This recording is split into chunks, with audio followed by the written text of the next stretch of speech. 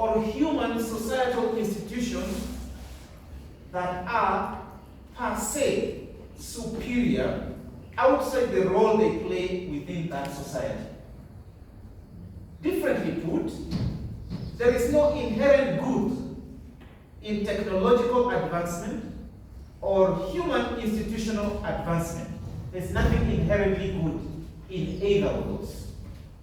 Any theory of human society that begins by assuming or positing the superiority of a technological or institutional form as an end is therefore fallacious. The superiority of both technological advancement and institutional forms are only relative to the human beings living in those societies. Differently put, there is no end of history, except of course the one that is defined in the Bible. That is the only end of history of the Quran. A development theory that begins, for example, with the utilitarian notion that an institutional form that would guarantee that most people should get Wi-Fi in that society, for example, is better than one which does not, is to be rejected.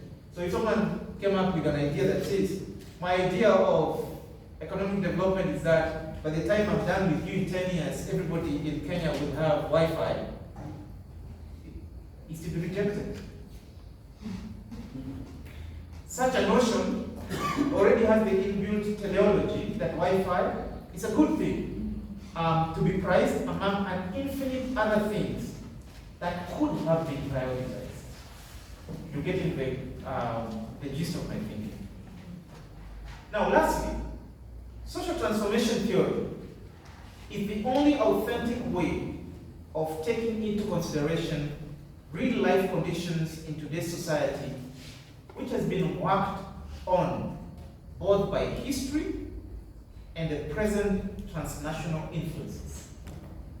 In particular, the state, which is the standard unit of analysis in the development discourse, no longer has the capacity to direct economic policies so as to affect societal changes in a given progression due to global pressures and transnational flows.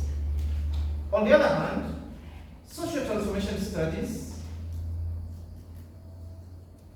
can be understood as the analysis of transnational connectedness and the way this affects national societies, local communities, and individuals.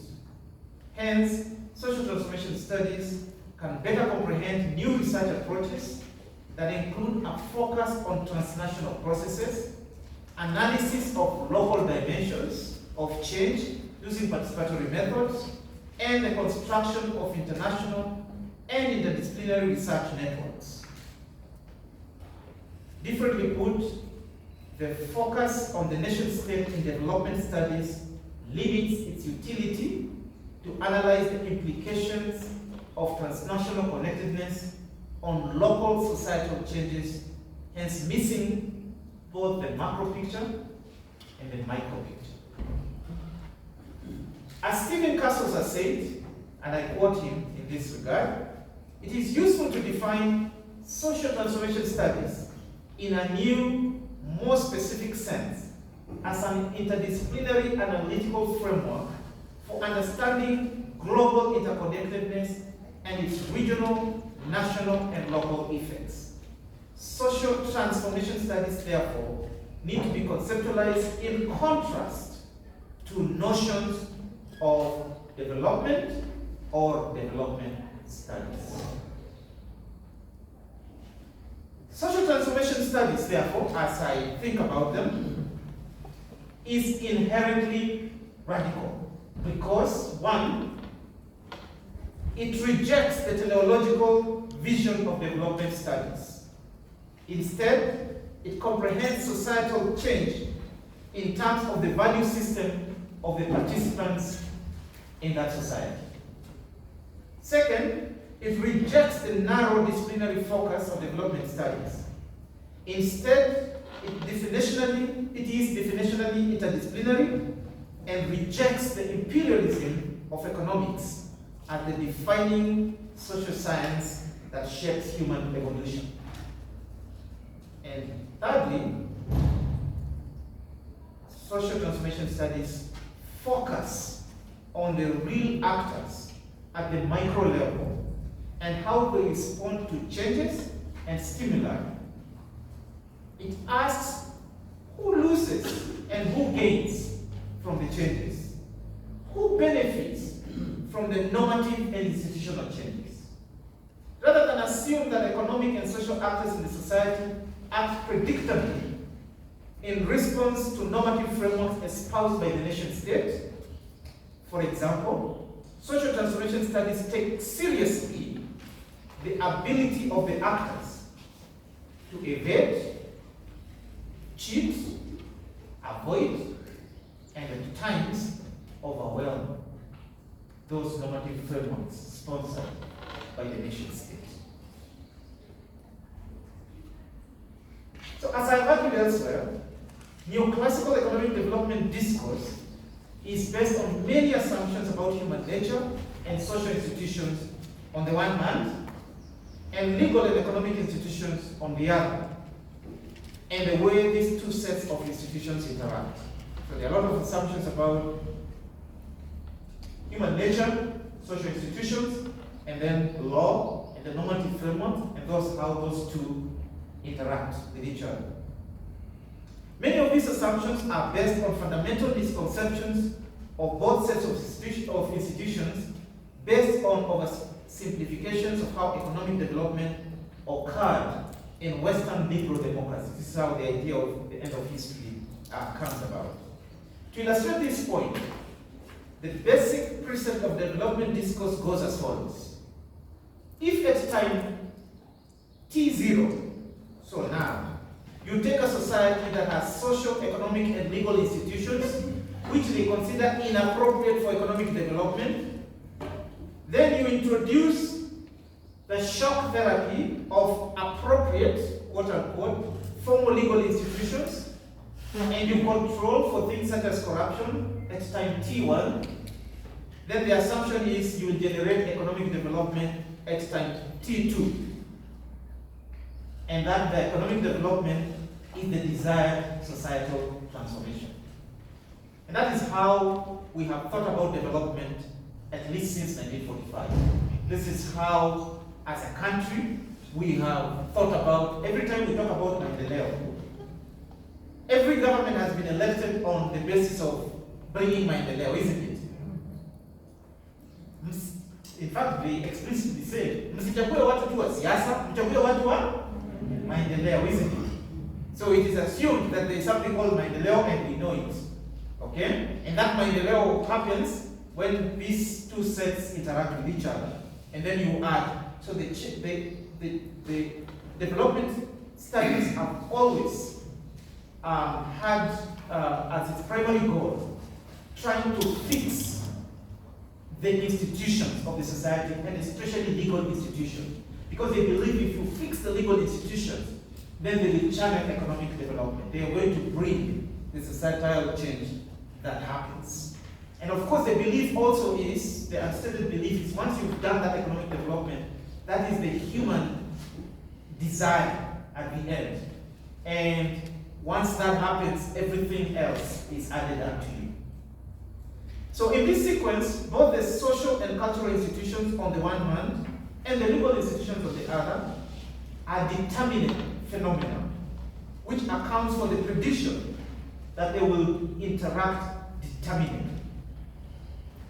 As Clarence Ayers pointed out long ago, this mode of theorizing ignores all institutions other than the formal legal institutions.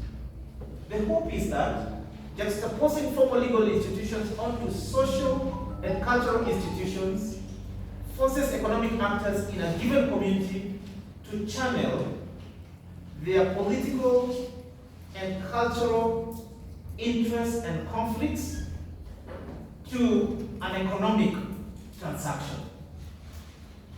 In the context of developing countries, it is hoped that by providing formal legal institutions the economic actors will begin channeling their claims over resources using the formal categories provided by these formal legal institutions. But of course, providing the formal legal institutions is not a guarantee that the economic actors will use them as envisaged. In fact, two distinct problems often emerge. In the first place, the formal legal institutions only become extra chips, which the economic actors add to the already existing array of informal institutions that they could use to press their claims over scarce resources. So this is to say, if you go to the village and there are claims about scarce resources, very, very rarely do the people start by saying, this is my right as pronounced in chapter 475 of the laws of Kenya. Do you ever find human beings talking like that? That is not how human beings talk about their interests, even when they are engaged in conflicts with each other. So if people express their interests and their desires using their own cultural forms. They don't use the formal legal institutions, even when you introduce them. So even where you have property rights, we've had property rights in Kenya, formal property rights, for example, over land, since, at least we can say since 1963. We have the Registration of Land Act, which, by the way, was supposed to eventually cover all land in Kenya. And the idea was people will start expressing their conflicts and interests over land using the formal legal categories provided by the law. But until today, people still express their interests, their proprietary interests over land using their cultural formats. And rarely do they, as a last resort, only when they get to court, and now they are forced, and even then they have to hire someone who tries to translate what they have been talking about into some formal language. And if you ask them after the court session, what was that about, they'll tell you, I don't know. But I can tell you what my claim is, isn't it? Yes. So the idea that if you provide the formal legal framework, people will start automatically expressing their interests and their conflicts using those formal legal constructs is fallacious, isn't it, at best? And then if you think about how law and development has occurred since 1945, this is how the majority of work in this area has been. It has been, you come to a place, you say, the problem in this place is that they don't have defined property rights.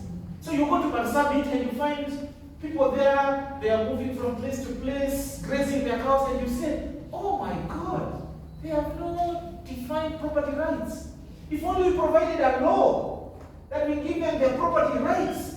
You come after 10 years, you will find, now we have a nirvana of economic development here. Because everybody will have the economic rights, they will start using them, they will start trading in them, they will be predictable, they will get economic development. That's how we've done development. And I'm not exaggerating, that's exactly how the work of development occurs. This is why a lot of the work of development has been about developing formal legal institutions. So, in Kenya, for example, right now, guess what the priority has been for the last 2 years in terms of economic development? If you guess this, I am going to divine you a genius. Yes? Mega infrastructure, mega infrastructure, yes, that's a bit, but in terms of law, people who are saying, we need to help Kenya achieve economic development. So people who are in that space, policy space, what are the things that they have been most worried about? You will be very shocked. It is about insolvency laws. That is what they are concerned. You know what insolvency laws are? Bankruptcy laws. They're saying the major problem in Kenya right now is that they don't have predictable bankruptcy laws. That is what is keeping us from development. You're shocked, aren't you? So this is where neoclassical economics brings us. And you find people who are being paid a lot of money as consultants to help us come up with a new regime, predictable regime of insolvency laws as a way of dealing with our economic development problem. Of course, the other major problem as defined by them has been to make our company laws and partnership laws more predictable.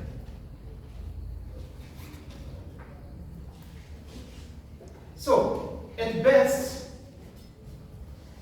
this means that the formal legal institutions would not have any determinate outcome because it is not possible to tell a priori which economic actors will choose which institutions to press their claims and which ones will succeed. So this is the point I was just making. The problem is exacerbated rather than remedied by having an independent judiciary. So usually the second thing they say is, if we have a formal set of laws, and then we have an independent judiciary, which interprets those laws predictably, then we get economic development. And I'm saying, even if you have a very independent judiciary, that does not necessarily make it better. This is because, with an independent judiciary, it is difficult for the government to compel economic actors to channel their claims using the formal legal institutions by ensuring that claims expressed in terms of the formal legal institutions are given more favorable treatment.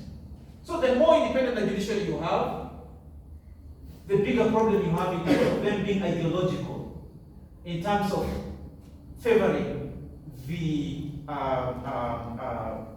formal legal institutions you want to have. In the second place, the assumption that social and political conflicts can be neatly expressed using the formal legal categories provided by the state is problematic for two distinct reasons. First, some slippage occurs at the level of translation of the conflict from the political to the economic. Okay, this is the point I was just making. Second, even the formal legal categories applied by the state are themselves manipulable and indeterminate. So there is no legal category. I can tell you now for free.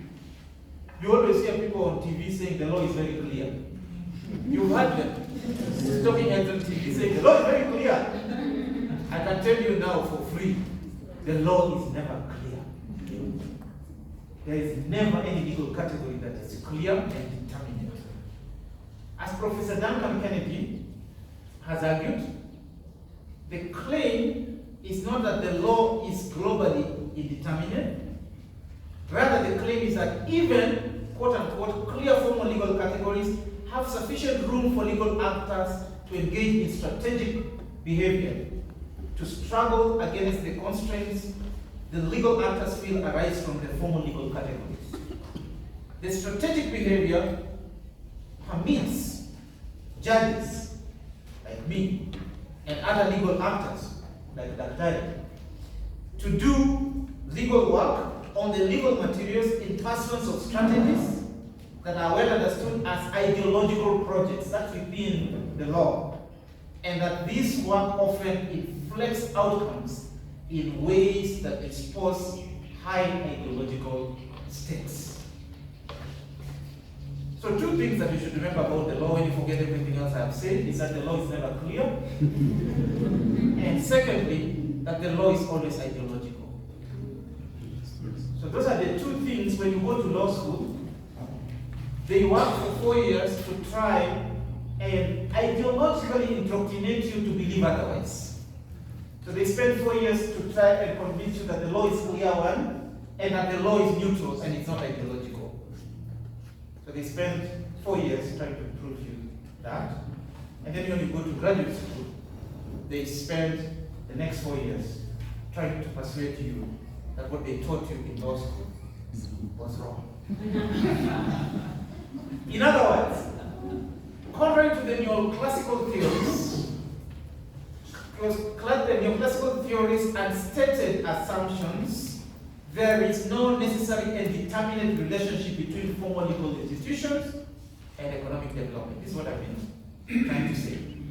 Indeed, both the social-cultural conditions at time, what I call time T0, and the formal legal institutions introduced at time T1 are themselves indeterminate. Rather than a determinate sociocultural sphere interacting with determinate formal legal institutions to produce determinate economic results, instead, messy and contested sociocultural practices interact with ideological and manipulable legal institutions to produce an indeterminate economic reality at the end of the process.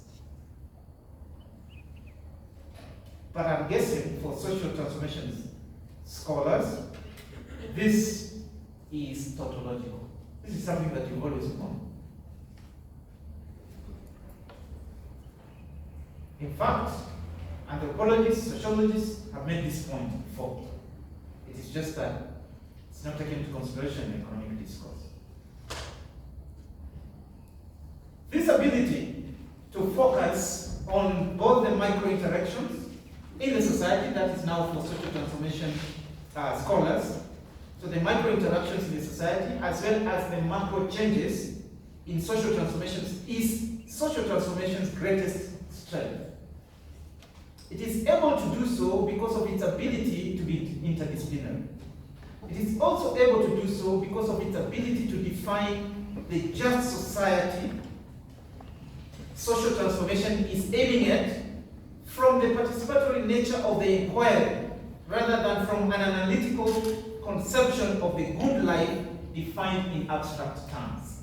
So one of the reasons social transformation scholars would not have a problem defining the end results of social transformation in organic terms is because they can use a participatory inquiry to breathe meaning and content into their vision of the good life, rather than assuming it in abstract terms. And they can engage in debates about it, right? You can say, no, your view of social transformation is wrong, because I have conducted my own research, and you can engage in that debate until you come up with dialectically with the correct one, with what a just society will be. And it's always changing and manual. By focusing on freedom, equality, and fraternity as a vision of a just society, and voice and participation as the mode of animating the three values, social transformation studies stands the chance of rescuing human development from being what Achille Mbembe calls anthropophobic. Anthropophobic. I'm sure as social transformation studies, you must have studied Achille Mbembe, and that is from his book, Becoming the Black of the World. Mbembe says that the final aim of neoliberalism, as presently practiced, is to replace the human species with another. So this is the human species anthropologically. It doesn't mean like with machines. With another, which would combine the attributes of various natural, micro-organic, mechanic, and nowadays digital entities. In fact, it might be entirely possible that the transformation of blacks, that is us, into commodities, or into object humans, or humans with prosthesis, which happened in the early stage of the American Atlantic capitalism, that's when we were literally commodities as slaves, is a process that could be universalized. So this will be universalized to all human beings. It could be extended to more than just blacks. That is what Achille Mbembe calls in his book, the becoming black of the world. So we risk all becoming black, all becoming objects, commodities, a distinct possibility, particularly in this contemporary phase of our lives. So that is the parade of the horrible. I am telling you, if you do not insert yourself powerfully into the development discourse, then the development discourse has capacity to become anthropophobic and to turn all of us commodities. So, how can social transformation studies help us to thwart the process of becoming the black of the world? As argued above, social transformation studies, correctly done, helps us to focus on the micro-relations of actors in the society, as well as the macro-normative structures in that society, and how each navigates to co-constitute the other in the production of transformation in the society. Social transformation studies is, therefore, neither fatalistic nor triumphal, or should it be triumphant? It is not pessimistic about the possibilities of ameliorating the human conditions, even in the global south, where the neoliberal forces rearranged as rules of global trade and economic law have conspired to keep the black and the brown people in contrived eternal economic deprivation. So social transformation studies has the virtue of not being pessimistic, even of transforming those spaces. But neither is it psychotically optimistic about the Kool-Aid of modernization theories who sing with crusading conviction that create ye first market institutions and electoral democracies, and all else will be added unto you. Because that is really the mantra of economic development. Create market institutions, create with appropriate legal institutions supporting them, then have elections, and all else will be added unto it. So social transformation studies instead has the capacity to engage the citizen and the denizen. What does a just society mean to them? How can it be created? How can the transformation happen from the present, defined by the iniquities of today, accessorized with all their past dependencies, to the future of a more just society be achieved? Social transformation studies views with intense skepticism, like Karl Polanyi, who I quoted before, did, the false dogma that the modern market economy and the modern nation state should be understood as discrete elements. Rather, as Karl Polanyi argued, the market economy and the nation state are a single human invention called the market society. The market society is not a spontaneous and natural occurrence that appears when all decisions regarding the investment, production, and distribution are left to the consumers and are guided by the price signals created by the forces of supply and demand. I'm saying that's not what the market society is. Rather, the market society is created. Doesn't happen spontaneously, as economists like us to believe. It is created by the nation state through institutions and norms which undermine existing or previous social tendencies and tending to replace them with formal institutions aimed at promoting a self-regulating market economy. And if you've ever wondered why it has been spectacularly difficult to create market societies in Africa as compared to the rest of the world, this is the reason. It is because they are created by the state, and in part they rely on very large scale on the ability of the actors, economic actors. First of all, the citizens to start viewing themselves primarily as economic actors, and then secondly, to start channeling all their claims in life in terms of the formal categories that have been created by the nation state. In Africa, it is very difficult to get Africans to do that because, first of all, their social and economic beings are fused. And secondly, they are notoriously skeptical of expressing all their claims in terms of formal legal institutions. As such, markets cannot solely be understood through economic theory. So I'm coming now to the end. So just taken me long to reach here, but that is the basic point. Markets cannot solely be understood through economic theory. Rather, markets are embedded in social, cultural, and political logics, which makes it necessary for economic and social analysts to take into account politics and culture when trying to understand the economy. So this is exactly why one of the hottest books, hottest theories in the late 90s and 2000s was Hernando de Soto's Mystery of Capital. How many of you have read that book? When I was doing my graduate studies, that was the in book.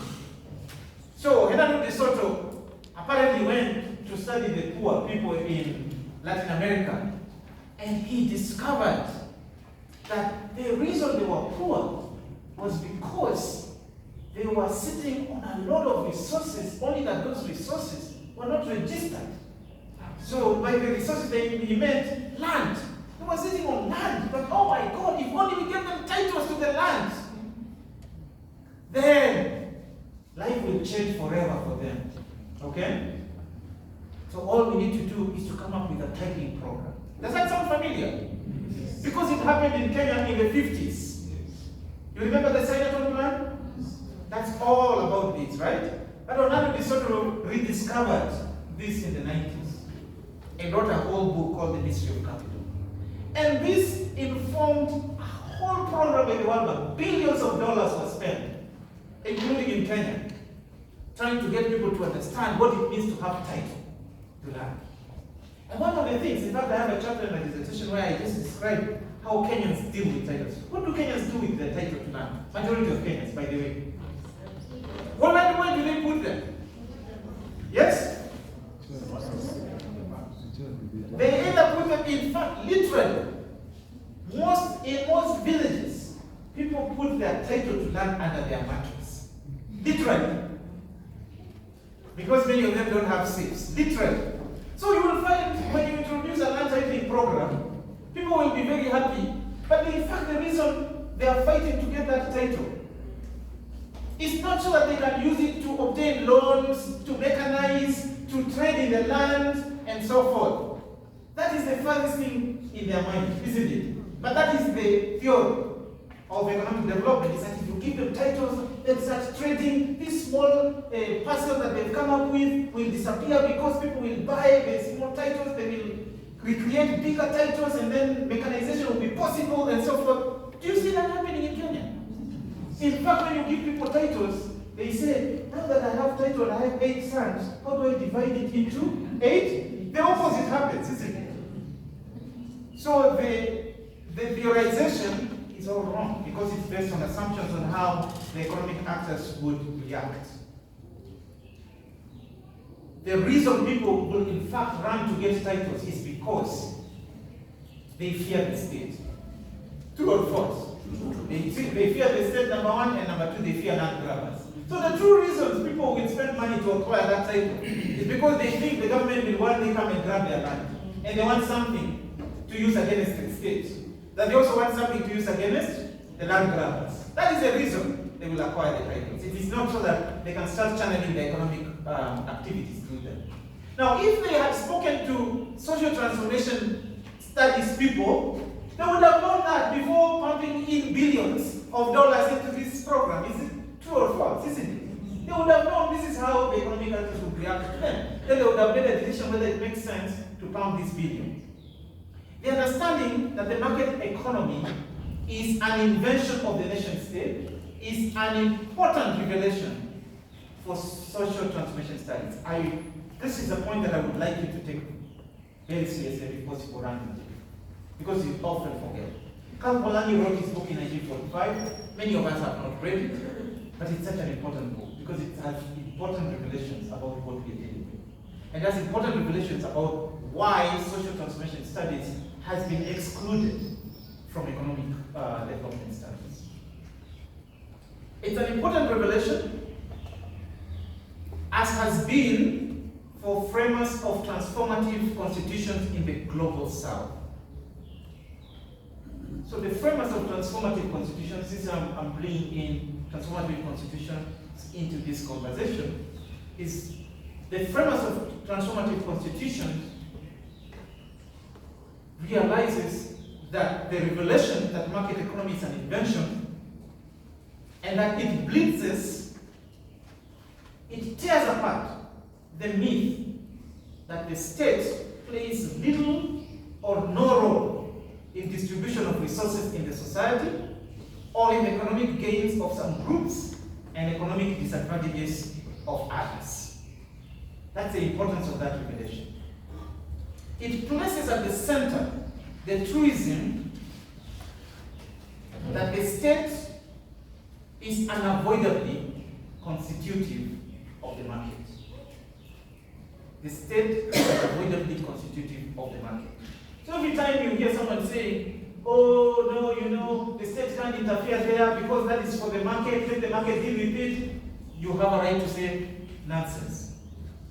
The state is unavoidably constitutive of the market, and the state and the market are not discrete entities. They are one and the same, and both of them have been created by one and the same people. So when you hear people saying, the losers are just how the market works, you should be able to tell them, no, the losers are just how the nation state works. People are losing, people are being disadvantaged because the nation state has been able to superimpose those particular choices in the institutions that are now existing in the market. If so, then it is not the unseen and the hidden hand of the market which anonymously distributes resources in the society according to the laws of supply and demands, diligence and creativity, because that's what we've been meant to believe, isn't it? Instead, it is the contrived hand of the state that does the distribution by constituting the market through its various institutions. If so, then, social transformation studies can productively ask the critical questions. How and why has the market, as constituted by the state, distributed to some groups particular goods and resources and not to others?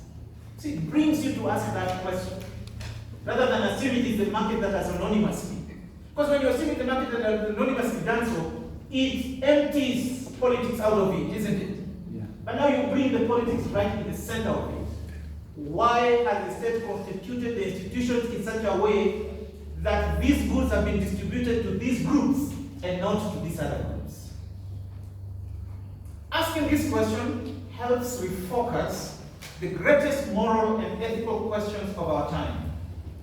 The question is not how to redistribute some wealth to the poorest in the society by disproportionately taxing the rich, for that's how we frame it now. How can we tax the rich so that at least we can give a few crumbs to the poor who have been victims of the market, isn't it? And of their own cognitive disabilities and laziness and so forth. But since we are good people, we will just tax the rich and give them a little bit, isn't it? That is how it's framed. And you're saying that is the wrong framing of the question. The question is how to distribute equitably the resources being held by the rich in trust for all of us, courtesy of the market institutions, which have been created such that those resources ended up in their hands.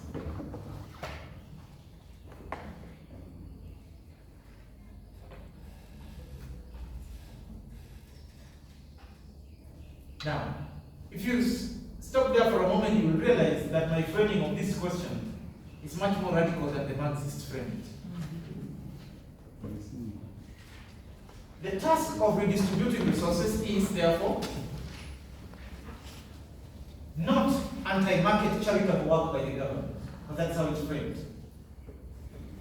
It is perfectly market-compatible, equalizing work by the government. And that's how we must frame it. This task of reframing and redoing this analysis belongs to social transformation studies and allied studies. Mainstream economics, as well as heterodox economics, with their positive, sharp distinction between the state and the market, cannot and will not do it. This explains why the category transformative constitutions, such as Kenya's constitution, is a grounded social fact, comprehensible to citizens, comprehensible, I want to believe, to social transformation studies scholars, and only comprehensible to a few radical lawyers, though it is troubling to economists and conservative lawyers. For a transformative constitution is based on the explicit theorization that the market society, as it presently exists, is a rigged creation of the oppressive nation state and seeks to redistribute power and resources to other groups through legal means. That's what a transformative constitution is. It begins by blitzing the assumption that the nation state and the market are distinct entities. It begins by assuming both are the same entity created by the nation state. And therefore, the work of redistributing the power and the resources is an appropriate work for the state to engage in.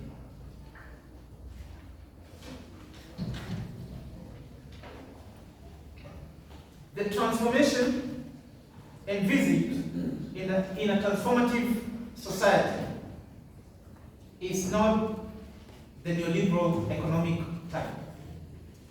It is the transformation to a just society. That's what transformative constitution is about. I therefore wish to end by inviting you, as social transformation scholars, to take seriously the study of transformative constitutions in the global south and to engage on various modalities of operationalizing some of their key innovations, like the doctrine of public participation and their potential to radically redefine the path of economic development in the global south.